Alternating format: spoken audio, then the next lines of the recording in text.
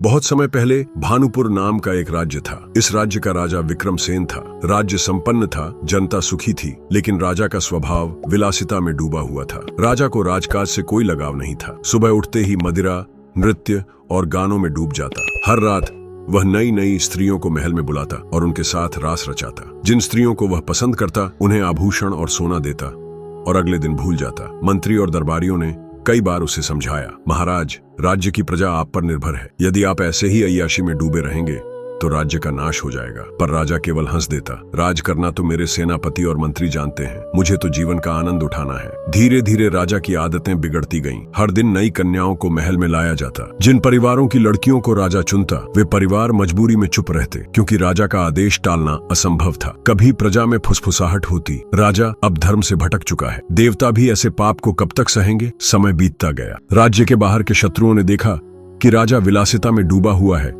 तो उन्होंने आक्रमण करने की योजना बनाई, लेकिन राजा को इसकी खबर तक नहीं थी। एक रात राजा अपने महल में शराब और नर्तकियों के बीच मग्न था कि तभी सेनापति दौड़ता हुआ आया। महाराज, शत्रु सेना ने सीमा लांघ दी है, हमें तुरंत युद्ध की तैयारी करनी होगी। राजा ने मदिरा का प्याला हाथ में लेते हुए कहा, आज मेरा मन युद्ध में नहीं नृत्य में है। तुम लोग जाओ, मैं कल सोचूंगा। सेनापति ने सिर झुका लिया। उसने समझ लिया कि अब इस राज्य को बचाना कठिन है। अगले ही दिन शत्रु सेना ने महल पर धावा बोल दिया। जनता भयभीत हो उठी। जब राजा को बंदी बनाया गया तो शत्रु राजा ने उपहास करते हुए कहा, जिसने प्रजा की बेटियों की इज्जत नहीं रखी वह अपने राज्य की इज्जत क्या बचाएगा। विक्रमसेन का सारा वैभव, महल, दासियां और उसकी अय्याशी की दुनिया पल भर में मिट गई। कैदखाने में बैठा राजा सोचने लगा, मैंने अगर धर्म और कर्तव्य का पालन किया होता तो आज यह दिन न देखना पड़ता। जिन स्त्रियों को मैंने अपमानित किया उनकी आह ही मेरे विनाश का कारण बनी। राजा की यही कहानी पीढ़ियों तक सुनाई जाती रही कि जो राजा